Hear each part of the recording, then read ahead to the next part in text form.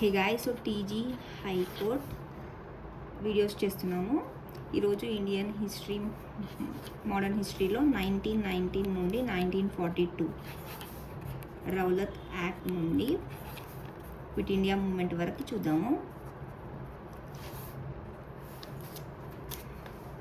So Rowlatt యాక్ట్ని pass చేస్తారనమాట 1919లో. 1918లో Rowlatt అనే justice రౌలత్తోని కమిటీని ఫామ్ చేస్తారు. వాళ్ళు 1919కి యాక్ట్ ఫామ్ అవుతుంది అనమాట. సో ఇది ఏంటంటే సెడిషన్ యాక్ట్ అనమాట. సెడిషన్ కమిటీది వితౌట్ ఎనీ ట్రయల్ ఎవరినైనా అరెస్ట్ చేయవచ్చు అని ఒకటి తీసుకొచ్చారనమాట. దానివల్ల చాలామంది లీడర్స్ని అరెస్ట్ చేయడం స్టార్ట్ చేశారు వితౌట్ ట్రయల్ అనమాట. దీనికి అగెయిన్స్ట్ గాంధీజీ ఏం చేశారంటే సత్యాగ్రహ స్టార్ట్ చేశారు. ఇప్పుడు ఏప్రిల్ 6th రోజు సత్యాగ్రహ స్టార్ట్ చేశారు. 1919 ఏప్రిల్ 6th రోజు. బిఫోర్ ఇది పాస్ అయ్యే టైం కంటే ముందే ఈయన స్టార్ట్ చేశారు. సో ఈయనని గాంధీ గారిని ఏప్రిల్ 6th సత్యాగ్రహ స్టార్ట్ చేస్తే ఏప్రిల్ 8th రోజు అరెస్ట్ చేస్తారు. దీనివల్ల ఏమైందంటే పంజాబ్, ఢిల్లీ ఇంకా అహ్మదాబాద్ ఏరియాస్లో సిచ్యువేషన్ అనేది చాలా ఇంటెన్సిఫై అయిపోయింది అనమాట. సో దీనివల్ల మీటింగ్ అనేది కండక్ట్ చేస్తారు. ఈ పంజాబ్లో ఏమవుతుందంటే ఈ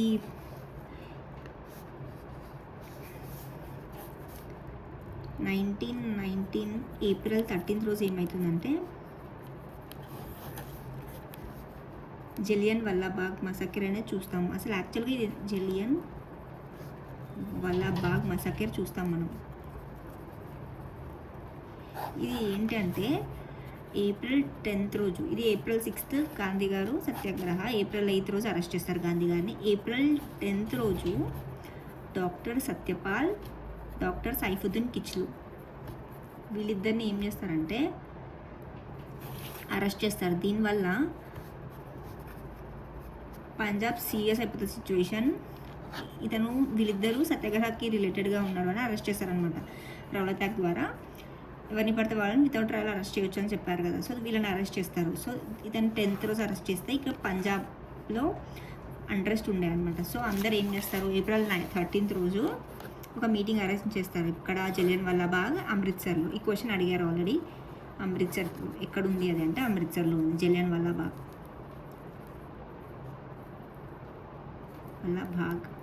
అమృత్సర్లో మీటింగ్ అరేంజ్ చేస్తారు. అక్కడ ఏమవుతుందంటే జనరల్ ఎవరు ఉంటారు అంటే Dyer, Reginald Edward Harry REH Dyer అనమాట. ఇతను ఏం చేస్తారు, ఇండిస్క్రిమినేట్గా అందరినీ కాల్చేయమని చెప్పేస్తారు అన్న ఆర్డర్ పాస్ చేసేసరికి. ఎవరైతే మీటింగ్లో ఉన్నారో అందులో చిన్నపిల్లలు, ఉమెన్స్, చిల్డ్రన్, మెన్ అందరినీ చంపేస్తారు. ఎంతో 12,000 people wounded అయిపోతారు, చాలామంది చనిపోతారు. సో ఆ టైంలో లెఫ్టినెంట్ గవర్నర్ ఎవరు ఉన్నారు అంటే లెఫ్టినెంట్ గవర్నర్గా జనరల్ మైకిల్ ఓ డయర్. ఇది తను గుర్తున్నారని అనుకుంటున్నాను. 1940లో రెవల్యూషనరీ అవి చూసాం కదా మనము, రెవల్యూషనరీ ఈవెంట్స్లో. 1940లో సినిమా కూడా వచ్చింది, ఉద్ధమ్ సింగ్. లండన్లో ఇతన్ని చంపేస్తారు, మైకిల్ ఓ డయర్ని. ఇయర్ ఎప్పుడు 1940. ఇక్కడ లండన్లో ఎవరు, ఉద్ధమ్ సింగ్ ఎవరిని, మైకిల్ ఓ డయర్ని చంపేస్తారనమాట. సో ఇదనమాట జలియన్ వాలాబాగ్ అంటే చాలా ఇంపార్టెంట్ టాపిక్ ఇది, జలియన్ వాలాబాగ్. ఈ రౌలత్ యాక్ట్లో 1919 రౌలత్ యాక్ట్ అదంటే ఏంటి అంటే వితౌట్ ట్రయల్ ఎవరన్నా అరెస్ట్ చేయొచ్చు అని. సో సత్యాగ్రహ గాంధీజీ స్టార్ట్ చేస్తారు April 6th. April 8th arrest చేస్తారు. ఏప్రిల్ 10th రోజు డాక్టర్ సత్యపాల్, డాక్టర్ సైఫుద్దీన్ ఎవరిని అరెస్ట్ చేసినందుకు అరెస్ట్ వచ్చింది అంటే సత్యపాల్, సైఫుద్దీన్ కిచ్లుని అరెస్ట్ చేసినందుకు పంజాబ్లో అరెస్ట్ వస్తుంది. సో దానివల్ల అమృత్సర్లో వీళ్ళు మీటింగ్ పెట్టుకుంటారు ఏప్రిల్ 13th రోజు. అప్పుడు జనరల్ ఎవరు ఉంటారు అంటే డయర్ ఉంటారు, లెఫ్టినెంట్ గవర్నర్ మైకిల్ ఓ డయర్ ఉంటారు. సో వీళ్ళ ఇద్దరి వల్ల జరుగుతుంది కాబట్టి ఉద్ధమ్ సింగ్ ఏం చేస్తాడు, మైకిల్ ఓ డయర్ని చంపేస్తారు అనమాట 1940లో లండన్లో. సో ఇది అయిపోయిన తర్వాత 1919 అయిపోయింది. సో 1920, 22లో 2 జరుగుతాయి. ఒకటి ఖిలాఫత్ మూమెంట్, ఇంకోటి non cooperation moment.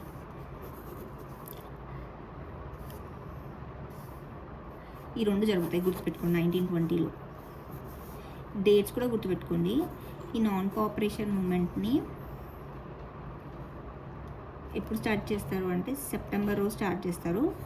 September to 1920 కదా, 1922 ఫిబ్రవరికి ఆపేస్తారు. ఇది నాన్ కోఆపరేషన్ మూమెంట్ గురించి కూడా క్వశ్చన్ అడిగారు. ఖిలాఫత్ కూడా ఇంపార్టెంట్ అనమాట. సో ఖిలాఫత్ మూమెంట్ అంటే ఏంటి అంటే ఇది కూడా 1920 to 22. సో ఈ ఖిలాఫత్ మూమెంట్ ఏంటి అంటే టర్కీలో ఖలీఫా అనే పోస్ట్ హెడ్ అనమాట. ముస్లిమ్స్ వాళ్ళ రిలీజియస్ హెడ్గా అనుకుంటారు. సో ఆ ఖలీఫ్ పోస్ట్కి ఏం చేశారంటే బ్రిటిష్ వాళ్ళు వరల్డ్ వార్ టైంలో ఈ పోస్ట్ని వాళ్ళు చిన్నగా చూసారనమాట. సో దీనివల్ల ఏమైందంటే ఈ పోస్ట్ని వీళ్ళకి థ్రెటన్ చేశారంట బ్రిటిష్ వాళ్ళు. సో దీనివల్ల ఖలీఫా పొజిషన్ని వీక్ చేసేసారు. సో దీనివల్ల ముస్లిమ్స్ అందరూ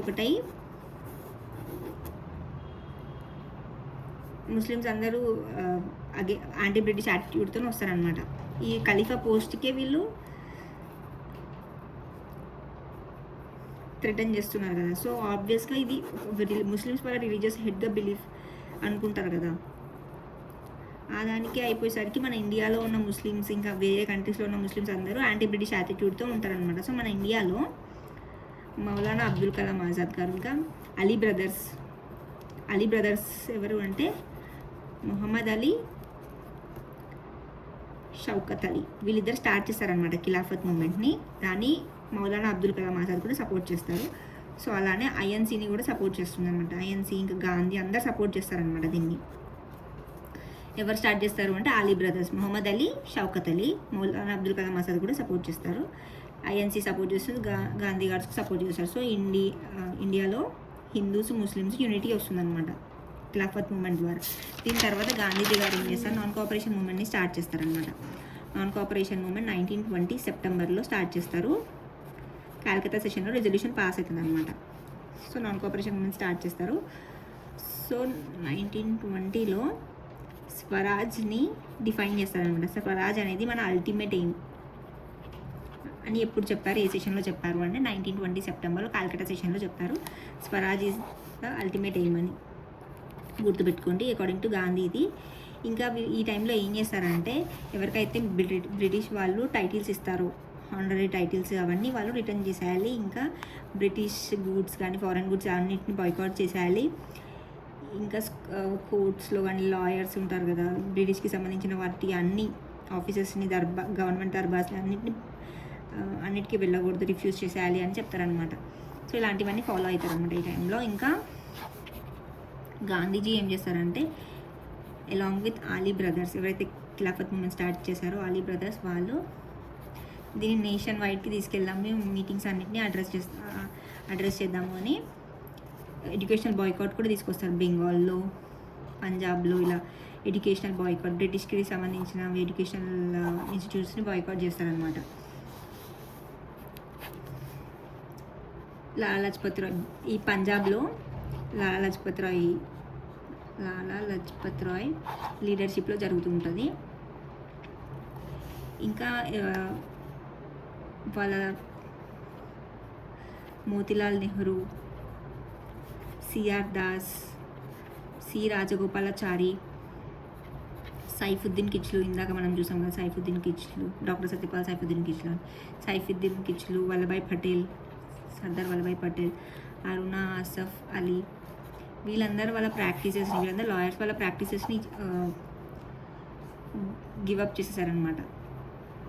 ఎవరు మోతీలాల్ నెహ్రూ, సిఆర్ దాస్, సి రాజగోపాలాచారి, సైఫుద్దీన్ కిచ్లు, సర్దార్ వల్లభాయ్ పటేల్, అరుణా ఆసఫ్ అలీ వీళ్ళందరూ వాళ్ళ ప్రాక్టీసెస్ని వద్దు అని చెప్పేస్తారనమాట, గివప్ చేసేస్తారు.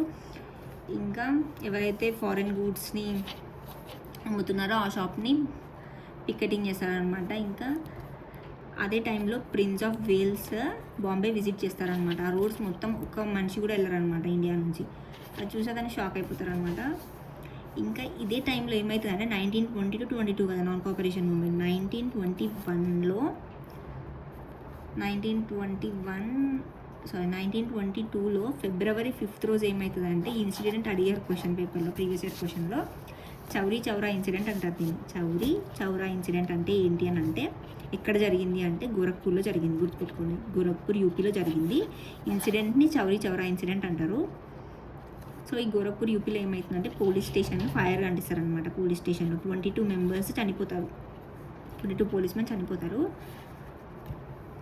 ఆ దాంట్లో సో ఎప్పుడు జరిగింది, ఫిబ్రవరి 5th రోజు జరుగుతుంది. సో గాంధీజీ గారు ఇలాంటివి చూసి ఇంకా వద్దు నాన్ కోఆపరేషన్ మూమెంట్ ఆపేద్దామని చెప్పి అఫీషియల్గా ఆపేసింది ఫిబ్రవరి 12th, 1922కి అఫీషియల్గా ఆపేస్తారు. గుర్తుపెట్టుకోండి, ఫిబ్రవరి 5th రోజు జరుగుతుంది, ఫిబ్రవరి 12th, 1922కి అఫీషియల్గా ఆపేస్తారనమాట నాన్ కోఆపరేషన్ మూమెంట్ని. సో దీనివల్ల ఏమైందంటే అందరూ క్రిటిసైజ్ చేయడం స్టార్ట్ చేశారనమాట. ఇంత మూమెంట్ మంచి జరుగుతుంటే ఆపేశారు అని. ఇంకా మన మోతీలాల్ నెహ్రూ వాళ్ళు కూడా క్రిటిసైజ్ చేయడం స్టార్ట్ చేసేసారు. తర్వాత ఏమైంది, 1923లో స్వరాజ్ పార్టీని ఫామ్ చేస్తారనమాట. నాన్ కోఆపరేషన్ మూమెంట్ అంటే బ్రిటిష్ వాళ్ళకి నాన్ కోఆపరేషన్ అంటే కోఆపరేట్ చేయకుండా ఉండడానికి కదా. సో వీళ్ళు ఏం చేశారు, 1919లో మౌంటాగ్యూ చెమ్స్ఫోర్డ్ రిఫార్మ్స్లో ఏం చేశారు, డయార్చీ తీసుకొచ్చారు కదా ప్రొవిన్షియల్ లెవెల్లో. ఇంకా సెంటర్ లెవెల్లో బై క్యామరలిజం తీసుకొచ్చారు, ఉమెన్కి లిమిటెడ్ ఫ్రాంచైజ్ తీసుకొచ్చారు కదా. సో దీని ప్రకారంగా ఏంటంటే మనం ఎలక్షన్లో నిల్చుందాము అని అనుకుంటారు అనమాట 1923లో. దీనివల్ల ఏమవుతుంది, ఈ ఖిలాఫత్ మూమెంట్లో ఉన్న వాళ్ళు నాన్ కోఆపరేషన్ మూమెంట్ ఇంకా స్వరాజ్ పార్టీ అంతా కలిసి ఎలక్షన్లో నిల్చుందాం అనుకుంటారు అనమాట. 1923 ఎలక్షన్లో నిల్చుంటుంది. సెంట్రల్ లెవెల్లో బాగానే పార్టీ బాగా వచ్చింది. ప్రొవిన్షియల్ లెవెల్లో కూడా ఫ్యూ సీట్స్తో వచ్చింది. సెంట్రల్ లెవెల్లో బాగుందన్నమాట. బెంగాల్లో ఇదే లార్జెస్ట్ పార్టీ అనమాట. సో ఈ ఎలక్షన్లో బాగానే వచ్చిందని చెప్పి నిల్చుంటారనమాట. తర్వాత ఏమవుతుందంటే 1925లో ఈ స్వరాజ్ పార్టీని ఎవరు స్టార్ట్ చేశారనే క్వశ్చన్ వచ్చింది ప్రీవియస్లో. మోతీలాల్ నెహ్రూ, సిఆర్ దాస్, ఎన్సి కేల్కర్. గుర్తుపెట్టుకొని ఇది అడిగారు ప్రీవియస్ ఇయర్ క్వశ్చన్ పేపర్లో. మోతీలాల్ నెహ్రూ, సిఆర్ దాస్, ఎన్సి కేల్కర్. సో ఈ సిఆర్ దాస్ 1925లో చనిపోతారు. దాని తర్వాత 1926లో ఇది విడిపోతుంది అనమాట. ఈ పార్టీ అనేది పార్టీ బ్రోకప్ అనమాట ఇంకా. సో దాని తర్వాత 26లో అయిపోయినాక 27లో ఇదంతా చూసి ఏం చేస్తుంది, సైమన్ కమిషన్ని తీసుకొస్తుంది అనమాట బ్రిటిష్. సైమన్ కమిషన్ ఎందుకు వస్తుందంటే ఏదైతే 1919లో ఇది వచ్చిందో డయార్చీ ప్రొవిన్షియల్ లెవెల్ ఇది వచ్చిందో 1919 మౌంటాగ్యూ చెమ్స్ఫోర్డ్ రిఫార్మ్స్, అది ఎంతవరకు వీళ్ళ ఇండియన్స్ని అందులో పెట్టొచ్చు, ఎంతవరకు వాళ్ళకి పవర్ ట్రాన్స్ఫర్ చేయొచ్చు, ఇవన్నీ చూడమని చెప్పి సైమన్ కమిషన్ని తీసుకొస్తుంది అనమాట. అయితే ఈ సైమన్ కమిషన్ రివ్యూ చేయమని చెప్తుంది అనమాట 1919 రిఫార్మ్స్ని. సో ఈ 1919 రిఫార్మ్స్ వీళ్ళు ఏం చెప్తారంటే, ఈ సైమన్ కమిషన్లో ఉన్న వాళ్ళందరూ యూరోప్కి చెందిన వాళ్ళే, ఆల్ వైట్ పీపుల్ అనమాట. ఇండియన్స్ ఎవ్వరు లేరు. సో ఇదొకటి మైనస్ అని చెప్పొచ్చు. ఇంకా వీళ్ళు ఏం చెప్పారంటే మన Indian slogan Simon go back అనే స్లోగన్స్ చెప్పారనమాట. ఈ టైంలో లాఠీచార్జ్ జరుగుతుందనమాట. లాఠీచార్జ్ జరుగుతుంటే లాహోర్లో ఇతను లాలా లజపత్ రాయ్ చనిపోతారనమాట. లాలా లజపత్ రాయ్ లాఠీచార్జ్ జరిగితే ఆ దాంట్లో లాలా లజపత్ రాయ్ చనిపోతారు. దానికి రీజన్ సాండర్స్ అనుకుని 1929లో భగత్ సింగ్, మీ క్వశ్చన్ అడిగారు, భగత్ సింగ్, రాజ్గురు, సుఖ్దేవ్ వీళ్ళ ముగ్గురు ఏం చేస్తారంటే లాహోర్లో సౌండర్స్ని చంపేస్తారనమాట. సో ఈ లాహోర్లో చంపేసినాక వీళ్ళని ఏం చేస్తారు, 1931 మార్చ్ 23 రోజు వీళ్ళని హ్యాంగ్ చేసేస్తారు లాహోర్ జైల్లో. సో దాన్ని ఏమంటాం మనం, షాహిద్ దివస్ అంటాము, సెలబ్రేట్ చేసుకుంటాం మనం. ఈ క్వశ్చన్ అడిగారు, చాలా ఇంపార్టెంట్ క్వశ్చన్ ఇది. సో దీనికి రిలేటెడ్ అనమాట. అతన్ని చంపేసినందుకు వీళ్ళు అతన్ని సాండర్స్ని వెళ్ళి చంపేస్తారనమాట, సాండర్స్కి. సో ఈ లాఠీ చార్జ్లో ఎవరు చనిపోతారు సైమన్ కమిషన్ టైంలో అంటే లాలా లజపత్ రాయ్ చనిపోతారు అనమాట. గుర్తుపెట్టుకోండి, ఇంపార్టెంట్ క్వశ్చన్ అది. సో దాని తర్వాత 1927లో అయిపోతున్నది సైమన్ కమిషన్. 1928లో నెహ్రూ గారు ఏం చేస్తారంటే మోతీలాల్ నెహ్రూ, అప్పుడు జవహర్లాల్ నెహ్రూ కాదు, మోతీలాల్ నెహ్రూ వాళ్ళ ఫాదర్ మోతీలాల్ నెహ్రూ ఏం చేస్తారు, కమిటీని ఫామ్ చేసి తన చైర్మన్షిప్లో ఏం చేస్తారంటే కాన్స్టిట్యూషన్ ఎలా ప్రిపేర్ చేయాలి అని ఒక ప్రిన్సిపల్స్ని ఫామ్ చేస్తారనమాట. సో దీనికి ఎవరు అంటే మెయిన్ పర్సన్స్ మోతీలాల్ నెహ్రూ ఇంకా తేజ్ బహదూర్ సాప్రు. వీళ్ళిద్దరూ ఇంపార్టెంట్ పర్సన్స్ అనమాట, చీఫ్ ఆర్కిటెక్ట్స్ ఈ రిపోర్ట్కి. ఆర్కిటెక్ట్స్ ఈ నెహ్రూ కమిటీ రిపోర్ట్కి 1928 నెహ్రూ కమిటీ రిపోర్ట్కి ఎవరు చీఫ్ ఆర్కిటెక్ట్స్ అంటే మోతీలాల్ నెహ్రూ, తేజ్ బహదూర్ సాహ్రు. ఇందాక స్వరాజ్ పార్టీ ఎవరు ఫామ్ చేశారు అంటే మోతీలాల్ నెహ్రూ, సిఆర్ దాస్, ఇంకా ఎన్సీ కేల్కర్. సిఆర్ దాస్ చనిపోయినందుకు దాని తర్వాత నెక్స్ట్ ఇయర్స్ ఇంకా అది మొత్తానికి పార్టీ బ్రోకప్ అయిపోతుంది. తర్వాత 1928లో నెహ్రూ గారు చేస్తారు కదా. 1929లో ఏమవుతుందంటే మొహమ్మద్ జిన్నా ఏం చేస్తారంటే 14 పాయింట్స్ ఆఫ్ జిన్నా అనేది ఫామ్ చేస్తారనమాట. ఇతను యాక్సెప్ట్ చేయడనమాట నెహ్రూ రిపోర్ట్ని. సో ఇతను ఏం చేస్తాడు, తన లిస్ట్ ఆఫ్ డిమాండ్స్ని 14 పాయింట్స్ ఆఫ్ జిన్నాగా చేస్తారనమాట. 1929 మార్చ్ 9కి మార్చ్ 9కి 14 పాయింట్స్ ఆఫ్ జిన్నా చేస్తారనమాట. ఇంతే గుర్తుపెట్టుకోండి చాలా. తర్వాత లాహోర్ సెషన్ వస్తుందన్నమాట. 1929 మనం చూస్తాం, గుర్తుందో లేదో ఐఎన్సీ చెప్పేటప్పుడు చెప్పాను. 1929 1931 1929 లాహోర్ సెషన్, 1931 కరాచీ సెషన్. 1929 లాహోర్ సెషన్లో ఇవన్నీ డిసెంబర్లో ఉంటుంది కదా, ఐఎన్సీ యాన్యువల్ మీటింగ్స్ డిసెంబర్లో ఉంటుంది. ఏమైనా స్పెషల్ సెషన్స్ ఉంటే మిగతా టైంలో పెడతారు. సో ఈ లాహోర్ సెషన్లో జవహర్లాల్ నెహ్రూ ప్రెసిడెంట్ ఉంటారు. అప్పుడు అతను ఏం చేస్తాడు, పూర్ణ స్వరాజ్ రిజల్యూషన్ని పాస్ చేస్తారు. సో ఈ రిజల్యూషన్ ద్వారా ఏం చేస్తారు, 1929 డిసెంబర్లో కదా. దీని తర్వాత ఏమవుతుందంటే 1929 డిసెంబర్ 31 రోజు ట్రై కలర్ ఫ్లాగ్ని ఆ రోజు నైట్ డిసెంబర్ 9th రోజు, డిసెంబర్ 31 రోజు నైట్ ఈ ఫ్లాగ్ని అడాప్ట్ చేసుకున్న ఫ్లాగ్ని అన్ఫోల్డ్ చేస్తారనమాట, ఎగరవేస్తారనమాట. ఈరోజు అప్పుడు ఏమనుకుంటారంటే 1929 కదా, 1930 జనవరి 26కి జనవరి 26కి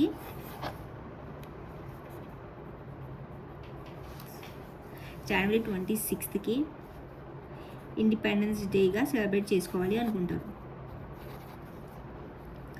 కంప్లీట్ ఇండిపెండెన్స్ డేగా సెలబ్రేట్ చేసుకోవాలి అనుకుంటారు. దానివల్లనే మనము 1950 రోజు జనవరి 26th డేని జనవరి 26 1950లో రిపబ్లిక్ డేగా మనం ఆ రోజు చూస్ చేసుకుంటాము. ఎందుకు ఈ డే చూస్ చేసుకుంటాము అని అడిగారు ఒకసారి, ఆల్రెడీ ప్రీవియస్ ఇయర్ క్వశ్చన్ ఇది. ఎందుకంటే మనం పూర్ణ స్వరాజ్ డేగా మనము 1930లో సెలబ్రేట్ చేసుకుంటాము. పూర్ణ స్వరాజ్ డే రిజల్యూషన్ పాస్ చేసి 1929 డిసెంబర్ లాహోర్ సెషన్లో. 1929 డిసెంబర్ 31 రోజు ట్రై కలర్ ఫ్లాగ్ని అన్ఫోల్డ్ చేస్తాం మనము. సో ఇదంతా అయిపోయాక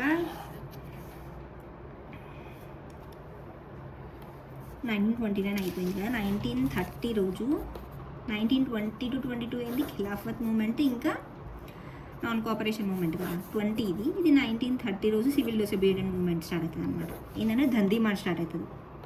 దండీ మార్చ్ ఆర్ సాల్ట్ సత్యాగ్రహ. ఇది ఎప్పుడు స్టార్ట్, ఇది డేట్స్ ఇంపార్టెంట్ అనమాట, అడిగారు. మార్చ్ టు ఏప్రిల్ 5th అయిపోతుంది. ఏప్రిల్ 6th రోజు సాల్ట్ని పట్టుకుంటారు. సో అప్పటి నుండి స్టార్ట్ అనమాట ఇంకా non cooperation moment. So March 6th రోజు నుంచి నాన్ కోఆపరేషన్ మూమెంట్ స్టార్ట్. ఆ రోజు సాల్ట్ పట్టుకుంటారు. సో మార్చ్ ఎప్పుడు స్టార్ట్ ఇది అంటే మార్చ్ 12th ఇది 6-12 అలా గుర్తుపెట్టుకోండి. 24 days 240 miles నడిచారనమాట. తర్వాత ఏప్రిల్ 5th వరకు అయిపోతుంది. ఏప్రిల్ 6th రోజు సాల్ట్ పట్టుకుంటారనమాట. సో ఎక్కడి నుండి ఎక్కడి వరకు వెళ్ళారు అంటే సబర్మతి ఆశ్రమం నుండి దండి వరకు వెళ్తారనమాట. నవసారి డిస్ట్రిక్ట్లో ఉంటుంది సబర్మతి ఆశ్రమం to Dandi. March 12 to April 5th వరకు వెళ్తారు. 6th రోజు పట్టుకుంటారు. 24 days 240 miles. తర్వాత ఇక్కడ సాల్ట్లో బ్రోక్ చేస్తారు. ఇంకా సాల్ట్ పట్టుకొని సీషోర్లో. ఇక్కడ నుండి సివిల్ డిసొబీడియన్స్ మూవ్మెంట్ స్టార్ట్ అవుతుంది. సిడియం. సో ఇది స్టార్ట్ అయ్యాక మొత్తం అది అంతా ఈ మూమెంట్ అనేది అంతా స్ప్రెడ్ అవ్వడం స్టార్ట్ అవుతుంది. సోల్జర్స్లో కూడా ఒక ప్యాట్రియాటిజం భావన వస్తుంది. దీని తర్వాత మంచిగా జరుగుతూ ఉంటుంది అనమాట. సో గాంధీజీని ఇదే టైంలో అరెస్ట్ చేస్తారనమాట. 1930sలోనే అరెస్ట్ చేస్తారు. తర్వాత 1930లో సబ్మిట్ చేస్తుంది అనమాట. సైమన్ కమిషన్ రిపోర్ట్ సబ్మిట్ చేస్తుంది. రిపోర్ట్ సబ్మిట్ చేశాక 1930లో, 1931లో, 1932లో 3 రౌండ్ టేబుల్ కాన్ఫరెన్స్ అవుతాయి అనమాట. RTC1, RTC2, RTC3. సో 1930 ఈ 1930 దానికి ఐఎన్సీ నుండి ఎవరు వెళ్ళారనమాట. మొత్తం బాయ్కాట్ చేస్తారు ఐఎన్సీ. ఎవరెవరు వెళ్తారు అంటే బిఆర్ అంబేద్కర్ వెళ్తారు, లిబరల్ పార్టీ వెళ్తుంది, ముస్లిం లీగ్ వెళ్తుంది. సో అంబేద్కర్ గారు అన్నిటికి వెళ్తారు. లిబరల్ పార్టీ వెళ్తుంది, ముస్లిం లీగ్ లాంటి కొన్ని పార్టీస్ వెళ్తాయి అనమాట. ఇది ఐఎన్సీ మేజర్ పార్టీ వెళ్ళలేనందుకు దీన్ని అడ్జాయిన్ చేస్తారనమాట. సో ఇది ఒక ఫెయిల్యూర్ అనే చెప్పొచ్చు ఫస్ట్ది.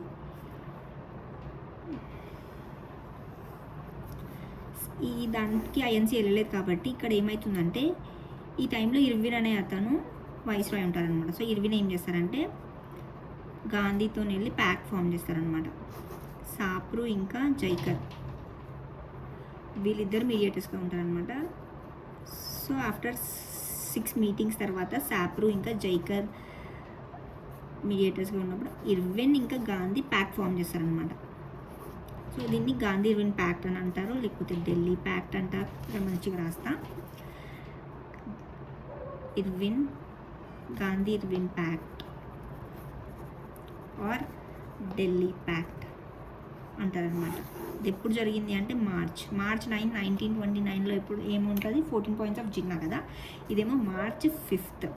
మళ్ళీ March 12th నుంచి April 5th, April 6thకి ఇది దండి మార్చ్ కదా. ఇది March 5th 1931లో. ఇది 1930 అయిపోతుంది. ఇంకా 1931 March 5thకి గాంధీ ఇర్విన్ ప్యాక్ట్ ఎవరు మీడియేటర్గా ఉంటారంటే అప్పుడు సాప్రు ఇంకా జైకర్ వీళ్ళిద్దరి వల్ల ప్యాక్ ఫామ్ అవుతుంది అనమాట. సో దీనివల్ల గాంధీ అటెండ్ అవుతా సెకండ్ రౌండ్ టేబుల్ కాన్ఫరెన్స్ అంటారనమాట. So second round table conference ఎప్పుడు జరుగుతుంది 1931లో గాంధీ అటెండ్ అవుతారనమాట. ఆన్ బిహాఫ్ ఆఫ్ ఐఎన్సీ తను అటెండ్ అవుతారు.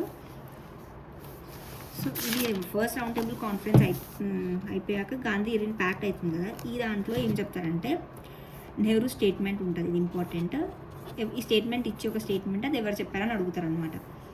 నెహ్రూ ఏం చెప్తారు, ఈ మార్క్ ఏం చెప్తారంటే దిస్ ఈజ్ ద వే, ఇక్కడ రాస్తా, this is the way the world's ends, not with a bang, ఒక పెద్ద బ్యాంగ్తో కాదు, ఒక పెద్ద శబ్దంతో కాదు, బట్ ఏ వింపర్. నాన్ వైలెన్స్తో కదా గాంధీ గారు అన్నీ చేసేది, పెద్ద దాంట్లో కాదు, ఒక చిన్న వింపర్తోనే ఇలాంటివి అచీవ్ చేయవచ్చు. This is the way the world ends, not with a bang but a whimper అని ఎవరు చెప్పారు? నెహ్రూ గారు చెప్పారు. ఏ టైంలో చెప్పారంటే గాంధీ ఇర్విన్ ప్యాక్ట్ అప్పుడు చెప్తారనమాట. ఇక్కడ నుండి ప్రతిసారి ఒక్కొక్కటి వస్తుంది అనమాట. ఈ మాట గుర్తుపెట్టుకోండి. ఇప్పుడు ఎవరు నెహ్రూ గారు ఎక్కువ చెప్తారు అనమాట. ఇప్పటిదాకా నెహ్రూ గారిది. ఇప్పుడు రౌండ్ టేబుల్ కాన్ఫరెన్స్ 2 అవుతుంటుంది అనమాట. అన్ని లండన్లో అవుతాయి కాన్ఫరెన్సెస్, అన్ని నవంబర్ టైంలో అవుతుంది, నవంబర్ డిసెంబర్ టైంలోనే. సో ఒకవేళ ఏ టైంలో అయింది అంటే నవంబర్ డిసెంబర్ అని గుర్తుపెట్టుకోండి. ఆప్షన్లో ఏది దానికి రిలేటెడ్ ఉంటుందో అది పెట్టేసేయండి.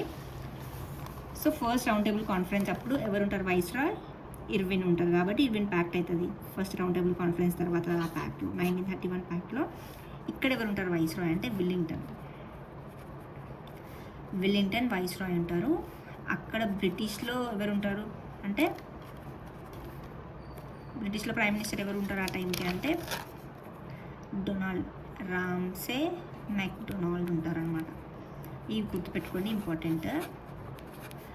మనము 1909 చదివేటప్పుడు చూసాం కదా మార్లీ మింటో రిఫార్మ్స్ అప్పుడు ఏం చూసాము? ఇతను మింటో వైస్రాయ్, మార్లీ ఏమో సెక్రటరీ ఆఫ్ ఇండియా కదా, secretary of state of India. ఇతను వైస్రాయ్ కదా. ఇతను ఏమంటాం మనం? ఫాదర్ ఆఫ్ కమ్యూనల్ ఎలక్టరేట్స్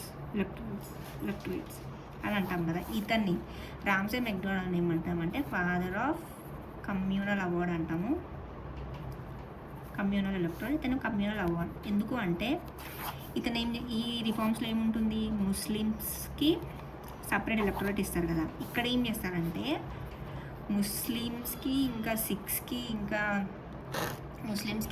ఇంకా యూరోపియన్స్కి ఆల్రెడీ ఉంటుందన్నమాట. ఇక్కడ ఏం చేస్తారు? మన హిందూస్లోనే డిప్రెస్డ్ క్లాస్కి సపరేట్ ఎలక్టరేట్స్ ఇస్తారనమాట వీళ్ళు. అంటే మనకే డివిజన్ అనేది ఫామ్ అయ్యేటట్టు చూస్తుంటారు. సో దీన్ని తట్టుకోలేక ఏమవుతుంది? గాంధీ గారు వద్దంటారు. అలా వద్దు మాకు అని అంటారు అనమాట. అలా వద్దు అన్నాక వీళ్ళు ఏం చేస్తారు, ఈ అవార్డు, ఈ రౌండ్ టేబుల్ కాన్ఫరెన్స్ తర్వాత వీళ్ళు ఈ అవార్డు ఇస్తారు. ఇది కమ్యూనల్ అవార్డ్ డిప్రెస్డ్ క్లాస్కి కూడా ఒక సపరేట్ ఎలక్టరేట్స్ ఉంటుంది. ఇప్పటి నుంచి వాళ్ళే సపరేట్ ఎలక్షన్ ఉంటుంది. డిప్రెస్డ్ క్లాస్ వాళ్ళని ఎన్నుకోవచ్చు అని చెప్తారనమాట. ఇది ఒకటి మనలో డివిజన్ ఉండాలి, రిలీజియన్ బేస్డ్ కాకుండా సేమ్ రిలీజియన్లో కూడా ఇలా డివిజన్ అనేది స్టార్ట్ చేస్తుంటారు అనమాట వీళ్ళు మెల్లగా బ్రిటిష్ వాళ్ళు. దీన్ని చూసి ఇంకా మొత్తానికి అందరు లీడర్స్ అందరూ దీన్ని వద్దు అని పొలిటికల్ మూవ్మెంట్ స్టార్ట్ చేస్తారు. అన్ని మూమెంట్స్ ఇంకా స్టార్ట్ అయిపోయేసరికి ఏమవుతుందంటే గాంధీ గారు అప్పుడు జైల్లో ఉంటారనమాట. జైల్లోనే ఫాస్ట్ స్టార్ట్ చేస్తారనమాట. తన హెల్త్ని కూడా మర్చిపోయి మొత్తానికి ప్రొటెస్ట్ స్టార్ట్ చేస్తారనమాట. అయితే ఏమవుతుంది, డిప్రెస్డ్ క్లాస్కి రిప్రజెంటేషన్ ఎవరు, బిఆర్ అంబేద్కర్ గారు ఏం చేస్తారంటే బిఆర్ అంబేద్కర్ వెళ్ళి గాంధీతోని ఓకే మాకు సపరేట్ ఇట్లా వద్దు, సపరేట్ ఎలక్టరేట్ వద్దు అని చెప్తారనమాట. సో అప్పుడు ఒక ప్యాక్ట్ ఫామ్ అవుతుంది, పూనా ప్యాక్ట్ అంటారు. ఎందుకంటే ఇతను పూణే జైల్లో ఉంటారనమాట. గాంధీ గారు అప్పుడు జైల్లో ఎక్కడ ఉంటారు, పూణే జైల్లో ఉంటారు. సో అక్కడికి వెళ్తారు కాబట్టి Poona pact or Gandhi first round table conference తర్వాత Gandhi Irwin pact, second round table conference తర్వాత గాంధీ అంబేద్కర్ ప్యాక్ట్ అనమాట. గాంధీ అంబేద్కర్ ప్యాక్ట్ ఇది సెప్టెంబర్, ఇది అడిగారు క్వశ్చన్, September 24, 1932, 24 ఈవెన్ ఉన్నాయన్నమాట. September 24, 1932. కాకపోతే ఇందులో ఏం చెప్పారంటే సపరేట్ ఎలక్టరేట్ వద్దు, కాకపోతే ప్రొవిన్షియల్ లెవెల్లో 71 కాస్త 148గా మారింది. వాళ్ళ సీట్స్ అనేవి ఇంక్రీజ్ చేశారు. ఇంకా ప్రొవిన్షియల్ లెవెల్లో సెంట్రల్ లెజిస్లేచర్లో కూడా 18%, టోటల్లో 18% వీళ్ళకే ఉండాలి డిప్రెస్డ్ క్లాసెస్కి అని చెప్పారనమాట. గుర్తుపెట్టుకుని 71 నుండి సీట్స్ ఇంక్రీజ్ చేశారు 148కి. ఇదేమో 18% ఇంక్రీజ్ చేశారు, 18%కి అయిందనమాట. సో గాంధీ అంబేద్కర్ ప్యాక్ట్ అనమాట. సో ఈ టైంలో ఈ సెకండ్ రౌండ్ టేబుల్ కాన్ఫరెన్స్ టైంలో బిఆర్ అంబేద్కర్, మదన్ మోహన్ మాల్వియా, ఎంసీ రాజా వీళ్ళు యాక్టివ్ అవ్వడం స్టార్ట్ అయ్యారనమాట. ఆ తర్వాతనే డిప్రెస్డ్ క్లాసెస్ రిప్రజెంటేటివ్గా సైన్ చేశారనమాట. హరిజన్స్ తరఫున ఎవరు సైన్ చేశారు అని అడిగితే అంబేద్కర్ గారు సైన్ చేస్తారనమాట. సో ఇది తర్వాత థర్డ్ రౌండ్ టేబుల్ కాన్ఫరెన్స్ ఎప్పుడు 1932లో వస్తుంది, November-December టైంలో. ఇది కూడా ఫెయిల్యూరే అనమాట. సో ఓవరాల్గా అన్ని రౌండ్ టేబుల్ కాన్ఫరెన్స్ ఫెయిల్యూర్గానే ఉండిపోయాయి అనమాట. దీని తర్వాత గవర్నమెంట్ ఆఫ్ ఇండియా యాక్ట్ 1935 తీసుకొస్తారనమాట. ఈ సైమన్ కమిషన్ సబ్మిట్ చేసిన రిపోర్ట్ 1930లో సబ్మిట్ చేస్తారు కదా, దాన్ని బట్టి ఆల్రెడీ ఉన్నవి అలానే ఉంచేసి ఇంకా కొన్ని ఎక్స్ట్రాస్ కూడా యాడ్ చేస్తారనమాట. ఏదంటే ప్రొవిన్షియల్ ఆటోనమీ, ప్రొవిన్షియల్ లెవెల్లో ఇందాక డయార్చీ ఉంది కదా, డయార్చీ క్యాన్సిల్ చేస్తారనమాట. ప్రొవిన్షియల్ లెవెల్లో డయార్చీ క్యాన్సిల్ చేసి ఆటోనమీ తీసుకొస్తారనమాట. ఇంకా ఏం చేస్తారు, మినిస్టర్స్ ఉంటారు కదా, ఆ మినిస్టర్స్ లెజిస్లేచర్కి, ఫెడరేషన్ సెంట్రల్ లెవెల్లో ఈ రెండింటికి వాళ్ళే రెస్పాన్సిబుల్గా పెట్టేస్తారనమాట. సో డయార్చీ తీసేసి ప్రొవిన్షియల్ ఆటోనమీ చేస్తారు.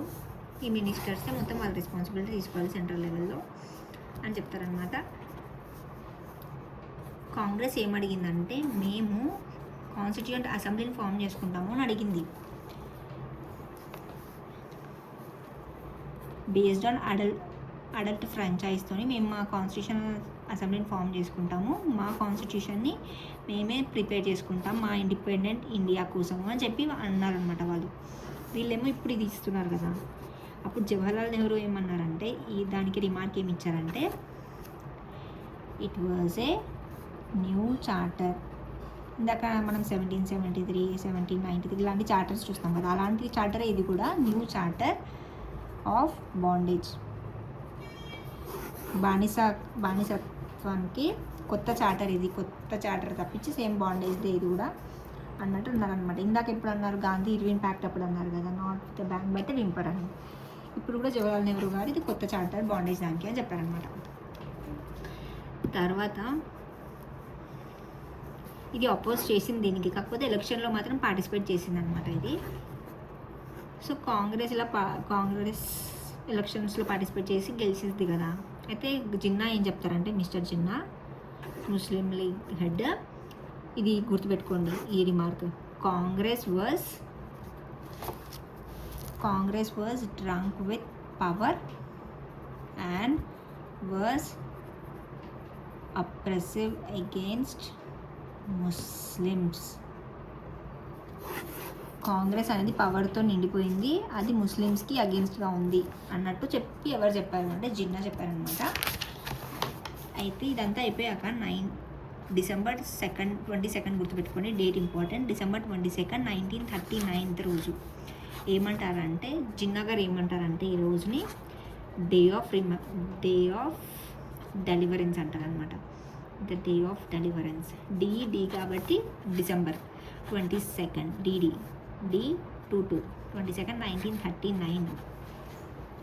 ఎందుకంటారు అలా అంటే వరల్డ్ వార్ అప్పుడు ఏమవుతుందంటే బ్రిటిష్ కూడా పార్టిసిపేట్ చేస్తుంది. సో బ్రిటిష్ ఏం చేస్తుందంటే ఇండియా కూడా మా తరఫున పార్టిసిపేట్ చేస్తుంది, మాకు హెల్ప్ చేస్తుంది, మాకు పార్టిసిపేట్ చేస్తుంది అని చెప్పి డిక్లేర్ చేసేస్తారు వితౌట్ కన్సల్టింగ్ అనమాట, ఇండియన్ లీడర్స్ని కన్సల్ట్ అవ్వకుండా.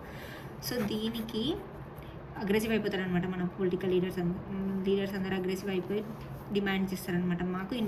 మన ఇండియన్ లీడర్స్ ఏం చెప్తారంటే మాకు ఇండిపెండెన్స్ని డిక్లేర్ చేయండి, అప్పుడు మేము మీకు సపోర్ట్ చేస్తామని చెప్తారనమాట. వీళ్ళు ఏం చెప్తారంటే వార్ అయిపోయాక చూసుకుందాము, ఈ టాపిక్ వార్ అయిపోయాక మాట్లాడదామని బ్రిటిష్ వాళ్ళు అంటారనమాట. దీనికి అగ్రి గారనమాట. సో దీనివల్ల ఏమవుతుంది, మన కాంగ్రెస్ లీడర్స్ అందరూ రిజైన్ చేసేస్తారనమాట. రిజైన్ చేస్తారు. సో ఆ రోజు రిజైన్ చేసేది 22, 1939. సో ఆ రోజుని మొహమ్మద్ జిన్నా ఏమన్నారంటే డే ఆఫ్ డెలివరెన్స్ అంటారు. ఎందుకంటే ఆ రోజు కాంగ్రెస్ వాళ్ళందరూ ఉండరు, చాలా హ్యాపీగా ఫీల్ అవుతారనమాట.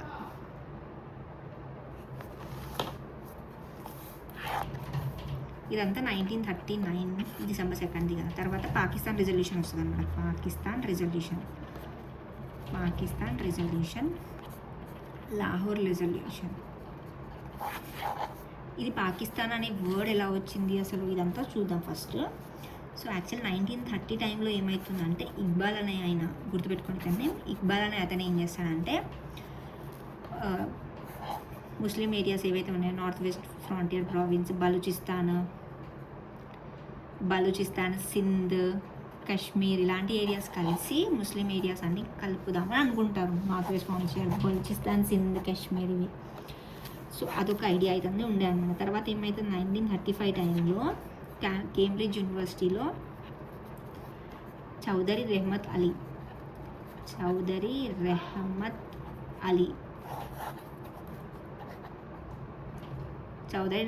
ఏం చేస్తారంటే కొంత గ్రూప్ ఆఫ్ యంగ్ ముస్లిమ్స్కి ఆ నేమ్ ఏం పెడతారు అంటే పాకిస్తాన్ అనే టర్మ్ పెడతారనమాట. కాయిన్ చేసింది దానమాట. దాని ఇన్స్పిరేషన్తో మొహమ్మద్ జిన్నా ఏం చేస్తారంటే పొలిటికల్ ప్రోగ్రామ్గా తీసుకొచ్చి దాని ఈ ఫెడరేషన్కి నేమే దాన్ని పెడదామని అనుకుంటారు అనమాట. పాకిస్తాన్గా మెల్లగా అలా వస్తుంది పాకిస్తాన్ అని. ఇక్బాల్ ఇలా కలుపుదామని ఒక థాట్కి ఈ టర్మ్ కాయిన్ చేసిన చౌదరి రెహమత్ అలీకి తను ఫార్వర్డ్ తీసుకెళ్తారు అనమాట. సో 1940 టైంలో వీళ్ళు అనుకుంటారు అనమాట సపరేట్ అయిపోదాము అని. వీళ్ళు ఫామ్ అయింది 1906 ఢాకాలో ఫామ్ అవుతారు కదా Muslim League, all India Muslim League. అప్పుడు వీళ్ళు ఫామ్ అయ్యేటప్పుడు వీళ్ళు ఏంటంటే ముస్లిమ్స్కి వాళ్ళ రైట్స్ రావడానికి ఇండియాలో అలా దానికోసమే ట్రై చేస్తుంటారు. కానీ 1940 టైంకి ఇంకా వీళ్ళు సపరేట్ అయిపోదాము, ఇండియా నుండి పాకిస్తాన్గా సపరేట్ అయిపోదామని అనుకుంటారు అనమాట. సో ఇనిషియల్గా ఉండేన వాళ్ళకి సపరేట్ అయిపోదామని అంటే లేదు, 1940 టైంకి వస్తుంది అనమాట. సో లాహోర్ రెజల్యూషన్ అనేది పాకిస్తాన్ రెజల్యూషన్ అంటారు దీన్ని. ఎప్పుడు పాస్ అవుతుంది అంటే మార్చ్ 24 రోజు. సెప్టెంబర్ 24 ఏంటి, సెప్టెంబర్ 24, 1932 అప్పుడు పూనా ప్యాక్ట్, గాంధీ అంబేద్కర్ ప్యాక్ట్, అదే 24th. కానీ మార్చ్ 24, 1940కి లాహోర్ రెజల్యూషన్ పాస్ అవుతుంది అనమాట. తర్వాత ఆగస్ట్ ఆఫర్ అంటే ఆగస్ట్లో అయినట్టు. August 8, 1940 August offer or Linlithgow offer అనమాట. లిన్లిత్గౌ వైస్రాయ్ ఉండే అనమాట. Viceroy first round table conference, second round table conference ఎవరు? ఫస్ట్ రౌండ్ టేబుల్ కాన్ఫరెన్స్లో ఇర్విన్, సెకండ్ రౌండ్ టేబుల్ కాన్ఫరెన్స్లో విల్లింగ్టన్. అదే ఆగస్ట్ ఆఫర్ టైంలో ఎవరు? Linlithgow. Linlithgow or August offer అనమాట. ఆగస్ట్లో జరుగుతుంది, ఆగస్ట్ 8 రోజు కాబట్టి ఆగస్ట్ ఆఫర్ అనమాట. వీళ్ళు ఏం చేస్తారంటే డొమినియన్ స్టేటస్ ఇస్తారనమాట. డొమినియన్ స్టేటస్ ఇస్తాము అని చెప్తారు బ్రిటిష్ గవర్నమెంట్. వీళ్ళు ఏం చేస్తారంటే కాన్స్టిట్యూషన్ని, కొత్త కాన్స్టిట్యూషన్ని యాక్సెప్ట్ చేస్తాం మేము, అది మీ రెస్పాన్సిబిలిటీయే, ఇండియన్సే ప్రిపేర్ చేయాలి, దాన్ని మైనారిటీసే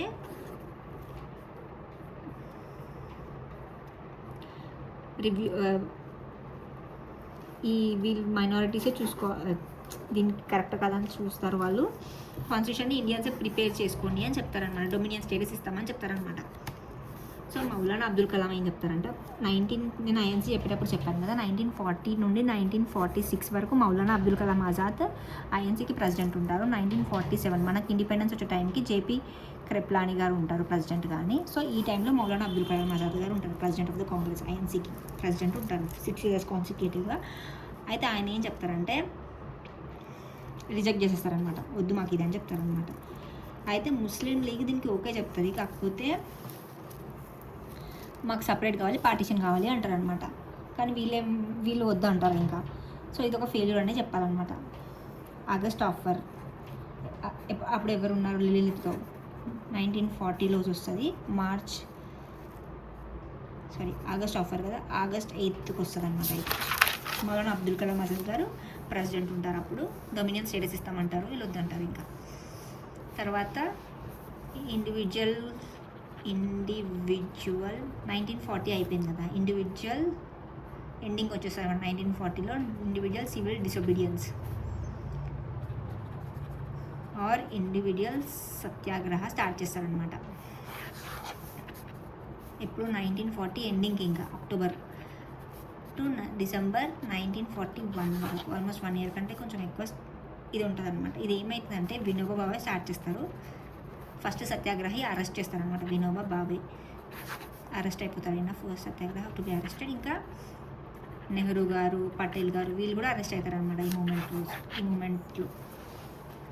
తర్వాత మెల్లగా అంత ఎఫెక్ట్ అవ్వట్లేదు అని చెప్పి, అంత మూమెంట్ అనేది ఎక్కువ ఎంతూజియాజంతో నడవట్లేదు, గాంధీ గారు స్టాప్ చేస్తారనమాట. సో ఇండివిజువల్ సివిల్ డిసొబీడియన్స్ ఎప్పుడు 1940 ఎండ్ నుండి నెక్స్ట్ 1941 ఎండ్ వరకు ఉంటుంది. వినోబా భావే ఫస్ట్ అరెస్ట్ అవుతారు, నెహ్రూ గారు, పటేల్ గారు కూడా అరెస్ట్ అవుతారు. ఇంకా గాంధీ గారు దీన్ని సస్పెండ్ చేస్తారు, అంత ఎంతూజియాజం రావట్లేదు అని. తర్వాత క్రిప్స్ మిషన్ వస్తుంది అనమాట. ఆగస్ట్ ఆఫర్, ఇండివిజువల్ సత్యాగ్రహ, తర్వాత క్రిప్స్ మిషన్ ఎప్పుడు వస్తుంది, 1942లో వస్తుంది, మార్చ్ ఏప్రిల్ టైంలో వస్తుంది అనమాట, గుర్తుపెట్టుకోండి. 1942లో ఏమొస్తుంది, క్రిప్స్ మిషన్ వస్తుంది అనమాట. సో సర్ స్టాఫర్డ్ క్రిప్స్ అనే అతను member of the British cabinet అనమాట. అతను దీనికి ఈ మిషన్కి హెడ్ అనమాట. సో అతను ఏం చేశారంటే 1942 టైంలో వీళ్ళ ఇండియన్ సపోర్ట్ లేకుండా పార్టిసిపేట్ చేయలేము, ఏదో ఒకటి వీళ్ళకి చెప్పాలి, ఇండియన్స్ పార్టిసిపేట్ అయ్యేటట్టు చూడాలి, కాబట్టి వీళ్ళు ఏదో ఒకటి తీసుకురావాలి అనుకుంటారు. ఇంకా అదే టైంలో ఏమవుతుందంటే జపాన్ అనేది ఇండియన్ బోర్డర్స్కి అడ్వాన్స్ వచ్చేసి ఏమవుతుంది, సౌత్ ఈస్ట్ ఏషియా ఆక్యుపై చేసేసుకుంటుంది అనమాట. ఇంకా తొందరగా చేసేయాలి ఏదో ఒకటి అని చెప్పి క్రిప్స్ మిషన్ ఏం చెప్తుంది, dominion status. Already dominion status August ఆఫర్లో చెప్తారు కదా మనకి, ఆగస్ట్ 8 అప్పుడు చెప్తారు, లిమిట్ ఆఫర్ అప్పుడు మౌలానా అబ్దుల్ కలాం ఆజాద్ వద్దంటారు. మళ్ళీ అదే ఆగస్ట్ ఆఫర్ డొమినియన్ స్టేటస్ ఇస్తామని చెప్తారనమాట. వీళ్ళు మళ్ళీ రిజెక్ట్ చేసేస్తారు. సో ఇక్కడ రిమార్క్ ఎవరు చెప్తారంటే మహాత్మా గాంధీ చెప్తారు. ఇప్పటివరకు మనం రిమార్క్స్ ఎప్పుడు చూసాము, ఇర్విన్ ప్యాక్ట్ అప్పుడు చూసాం, గాంధీ ఇర్విన్ ప్యాక్ట్ అప్పుడు నాట్ విత్ బ్యాంక్ బట్ వింపర్ అని నెహ్రూ గారిది చూసాము. తర్వాత మళ్ళీ ఏమైంది, మళ్ళీ నెహ్రూ గారిది వస్తుంది, మళ్ళీ ఇతను వస్తుంది. ఎప్పుడు డిసెంబర్ 22 రోజు అందరూ రిజెక్ట్ చేసేస్తారు కదా, రిజైన్ చేసేస్తారు కదా, అప్పుడు మొహమ్మద్ జిన్నా గారిది వస్తుంది అన్నమాట, డే ఆఫ్ డెలివరెన్స్ వస్తుంది. అప్పుడు అతను హ్యాపీ ఫీల్ అవుతారు, అదొకటి. ఇంకా మొహమ్మద్ జిన్నా గారు ఏం చెప్తారంటే Congress was drunk with power and oppressive against Muslims అని ఎప్పుడు చెప్తారంటే ఎలక్షన్లో పార్టిసిపేట్ అవుతుంది కదా 1935లో, అప్పుడు మొహమ్మద్ జిన్నా గారు చెప్తారు. తర్వాత నెహ్రూ గారు ఏం చెప్తారంటే 1935 దానికి నెహ్రూ గారు ఏం చెప్తారు, it was a new charter of bondage అని చెప్తారు. మళ్ళీ తర్వాత ఇప్పుడు మహాత్మా గాంధీ గారు ఏం చెప్తారు, ఈ క్రిప్స్ మిషన్కి ఏం చెప్తారంటే a post dated cheque on a crumbling bank. Already అయిపోయింది అది, దాన్ని మళ్ళీ ఆల్రెడీ చెప్పారు వద్దన్నం, మళ్ళీ తీసుకొస్తున్నారు కదా. Post dated cheque on a crumbling bank అని ఎవరు చెప్పారు రిమార్క్ అంటే గాంధీ గారు. ఎప్పుడు చెప్పారంటే క్రిప్స్ మిషన్ అప్పుడు చెప్తారనమాట. నెక్స్ట్ దీని తర్వాత ఇది మార్చ్ ఏప్రిల్ టైంలో కదా. So next 1942 quit India moment వస్తుంది అనమాట. 1942 క్విట్ ఇండియా మూమెంట్ ఎప్పుడు అంటే ఆగస్ట్ 8, ఆగస్ట్ ఆఫర్ టైంలోనే. ఇది కూడా ఆగస్ట్ 8, ఇదేమో 1940 కదా, ఇది 1942 అంటే ఆగస్ట్ 8 అప్పుడు. ఇది ఇంపార్టెంట్ ప్లేస్, గోవాలియా ట్యాంక్ బాంబేలో. గోవాలియా ట్యాంక్ బాంబేలో, గోవాలియా ట్యాంక్ బాంబే దగ్గర మీటింగ్ అవుతుంది అనమాట, కాంగ్రెస్ మీటింగ్ అవుతుంది. అప్పుడు ఏం చెప్తారంటే గాంధీ గారు చెప్తారనమాట, Gandhiji quit India do or die అని చెప్తారనమాట. We shall either free India or die in the attempt. చచ్చిపోండి లేకపోతే ఆ అటెంప్ట్లో చనిపోండి, లేకపోతే ఇండియా అయితే ఫ్రీ చేయండి, లేకపోతే చనిపోండి అని చెప్తారు. డూ ఆర్ డై, చేయండి లేకపోతే చావండి అని. ఎవరు స్టేట్మెంట్ ఇస్తారు అంటే గాంధీ గారు ఇస్తారు. ఎక్కడ, ఎప్పుడు అంటే ఆగస్ట్ 8 రోజు 1942 గోవాలియా ట్యాంక్ బాంబే దగ్గర క్విట్ ఇండియా మూమెంట్లో చెప్తారనమాట. ప్రామినెంట్ లీడర్స్ ఎవరైతే ఉంటారో వాళ్ళందరినీ అరెస్ట్ చేస్తారనమాట, గాంధీ, నెహ్రూ, పటేల్ అలాగా. సో ఎవరెవరు మిగతా వాళ్ళు ఉంటారు కదా, అరుణ ఆసఫ్ అలీ, ఉషా మెహతా, జేపీ లోహియా, వీళ్ళందరూ చూసుకుంటారనమాట ఇంకా రెవల్యూషనరీ స్ట్రగుల్స్ అవన్నీ. సో కొన్ని ఏరియాస్లో ఏమైతే అంటే టెలిగ్రాఫ్ వైర్స్ డిస్ట్రాయ్ చేస్తారు, కమ్యూనికేషన్ అంతా క్యాన్సిల్ చేసేస్తారు. ఇంకా చాలా వైడ్ స్ప్రెడ్గా అవుతుంటుంది అనమాట మూమెంట్ అనేది. ఇంకా కొన్ని ఏరియాస్లో ప్యారలల్ గవర్నమెంట్ కూడా రన్ చేస్తారనమాట. ఈ క్వశ్చన్ అడిగారు, మిడ్నాపూర్ గురించి అడిగారు. Parallel government quit India moment టైంలో ఎక్కడ ఉంది అంటే మిడ్నాపూర్. ఆప్షన్స్లో ఒక ఆప్షన్ మిడ్నాపూర్ అనమాట. సో ఎక్కడెక్కడ జరిగింది చూడాలి, 4 ప్లేసెస్లో జరుగుతుంది. ఒకటేమో బాలియా, యూపీలో ఉంటుంది అనమాట, బాలియా యూపీ. ఇంకొకటి తములక్, మిడ్నాపూర్, ఇదే మిడ్నాపూర్ వెస్ట్ బెంగాల్లో. బాలియా యూపీ, తములక్ మిడ్నాపూర్ వెస్ట్ బెంగాల్. థర్డ్ది సతారా మహారాష్ట్ర. ఫోర్త్ది తల్చర్ ఒరిస్సా. సో గుర్తుపెట్టుకోండి, యూపీలో బాలియా యూపీ, ఇది మిడ్నాపూర్ది, తములక్ వెస్ట్ బెంగాల్ది. మహారాష్ట్ర సతారా మహారాష్ట్ర, ఒరిస్సా తల్చర్ ఒరిస్సా. బాలియా యూపీ, సతారా మహారాష్ట్ర, తములక్ మిడ్నాపూర్ వెస్ట్ బెంగాల్, తల్చర్ ఒరిస్సా. సో ఈ ప్లేసెస్లో జరుగుతుంది అనమాట ప్యారలల్ గవర్నమెంట్. బాలియా యూపీలో చిట్టు పాండే, ఇది ఫస్ట్ ప్యారలల్ గవర్నమెంట్ అనమాట. అండ్ మిడ్నాపూర్ డిస్ట్రిక్ట్ తములక్లో సతీష్ సమంత్. సతారా మహారాష్ట్రలో ఎవరంటే వైబీ చవన్, నానా పాటిల్. ఇది మహారాష్ట్ర సతారా, ఇది లాంగెస్ట్ అనమాట, లాంగెస్ట్ టర్మ్ ప్యారలల్ గవర్నమెంట్ ఇక్కడ. ఫస్ట్ ఏమో బాలియా వెస్ట్ బెంగాల్ అనమాట. లాస్ట్ గవర్నమెంట్ ట్రస్ట్ చేస్తారనమాట ఇది లాస్ట్లో. So quit India moment